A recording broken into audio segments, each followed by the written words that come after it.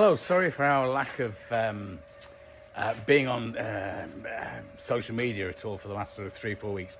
We've been busy making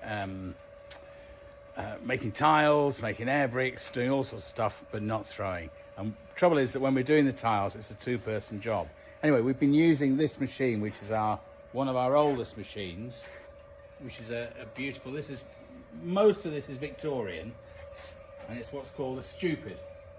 So it extrudes these tiles. You can see the extrusion there, and we have to sort of make jigs. Everything's a bit Heath Robinson, but it all works in a fashion. So that's the cutter. You'll see all of this hopefully in action tomorrow. There are some tiles. So we've produced quite a few different ones. So they're all stoneware, which we don't normally use, and then we've produced a lot of air bricks. So these are all copies of Victorian air bricks.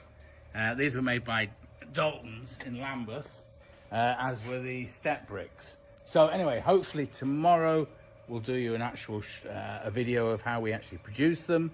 My hair's a bit funny this afternoon because it's full of dust. And then I think I would like to be back on pots on Thursday. So hopefully you'll see us throwing some pots on Thursday. Anyway, yeah, nice to see everybody. Thank you.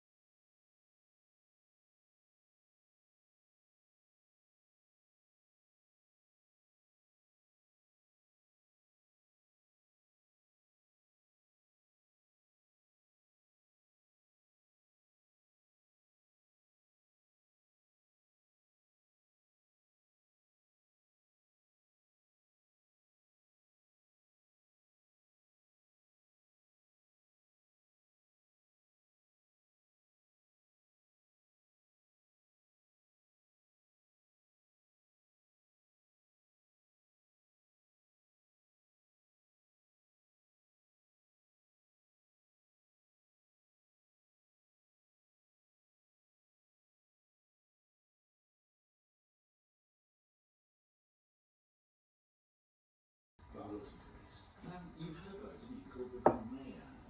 Maya, yeah. Now, what happened to that bird? Did you actually recover it and do it up again? Make it see what it did? We've just been mooching down the yard, and I found some examples of a job that we did in 2016.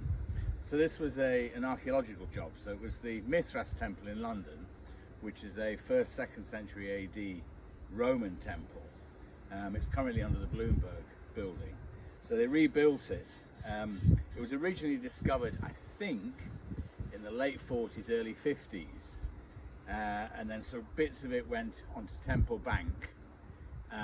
Lots of it disappeared into builders' backyards in and around London. Apparently there was quite a lot found in Morden when they went to rebuild it.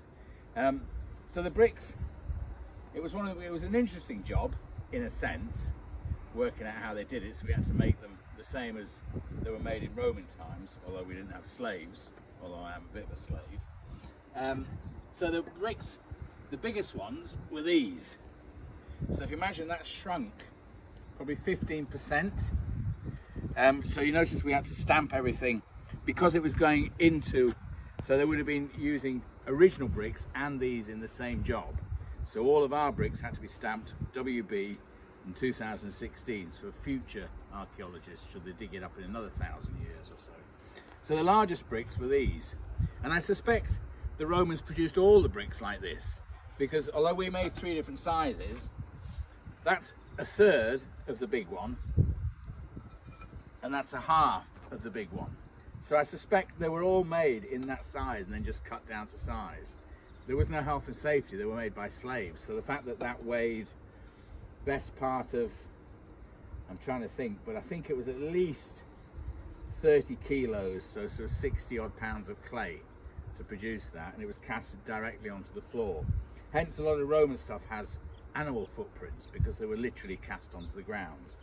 So I think, and because they were made by slaves, they didn't care. So even though they could have made them that size and been a lot easier, it didn't really matter because broken, get me another one.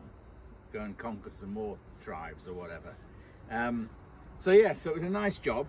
We got it because we've got access to a lower bed of clay, which would have been very, very similar to what would have been available on the Thames.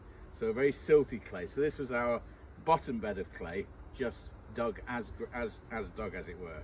So it's fairly clean. It's just very, very coarse. So yeah, that was quite an interesting job. I've yet to go and actually see it though, but hopefully one day.